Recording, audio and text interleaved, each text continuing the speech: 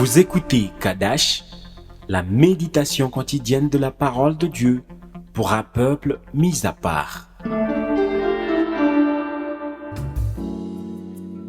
Shalom, bien-aimés en Christ. Aujourd'hui, la parole de Dieu nous montre que Dieu a toujours un plan merveilleux pour notre vie. Et quand il décide de changer les saisons de nos vies, il nous sépare de plusieurs choses, y compris même de certaines personnes. Ne sois pas étonné de voir que certaines personnes se retirent de ta vie. Et surtout, ne t'inquiète pas lorsque tu sais que cela n'est pas de ta faute. Parce qu'il y a des personnes qui quittent nos vies à cause d'une mauvaise attitude ou à cause d'indifférents. Là, bien-aimé en Christ, c'est à toi de bien vérifier pour conclure que c'est toi ou que c'est Dieu qui est en train de changer ta saison. Parce que quand Dieu change la saison d'une personne, il la sépare de certains contacts et amène de nouveaux contacts qui seront utiles dans cette nouvelle saison de ta vie. Amen. Dans Juge chapitre 7, le verset 4, la parole de Dieu nous dit: l'Éternel dit à Gédéon, le peuple est encore trop nombreux, fais-les descendre vers l'eau, et là je t'en ferai le triage. Celui dont je te dirai que celui-ci aille avec toi, ira avec toi. Et celui dont je te dirai que celui-ci n'aille pas avec toi, n'ira pas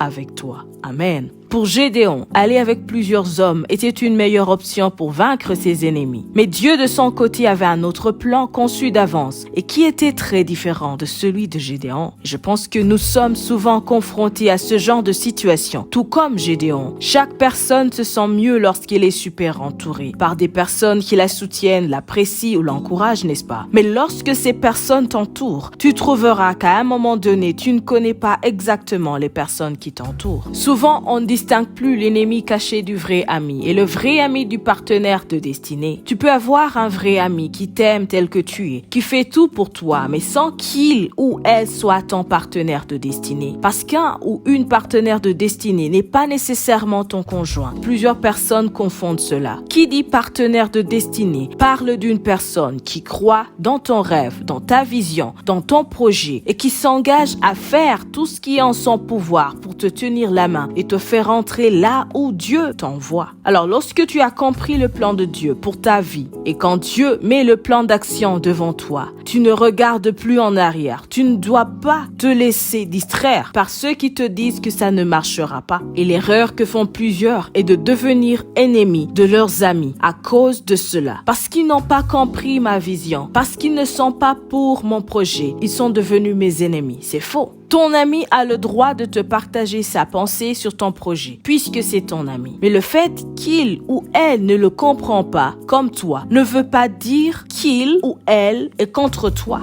Dieu a prévu quelqu'un qui comprendra cela et qui marchera avec toi durant tout le processus. C'est pour cette raison il a dit à Gédéon: non, tu as plusieurs hommes qui ne vont pas du tout te servir. Parmi eux se trouvent ceux qui ont peur, ceux qui sont en train de penser à autre chose, plutôt qu'au combat que tu vas mener. Eh bien, Dieu avait vu que leur cœur, distrait, allait causer une défaite terrible et ainsi freiner son plan à travers Gédéon. Alors Dieu a fait le triage pour Gédéon. Celui que je dirai que celui-ci aille avec toi, celui-ci ira avec toi. Bien-aimé en Christ, dans cette saison que Dieu prévoit de te faire entrer, tu y entreras avec les personnes qu'il aura choisies pour toi. Et ce que tu vas faire, c'est de prier et dire: Seigneur, regarde ceux et celles qui m'entourent. Connecte-moi à la personne qui doit me tenir la main pour faire ta volonté. Et sépare-moi de toute personne qui ne devrait pas marcher avec moi. Au nom de Jésus-Christ. Amen. Sois richement béni.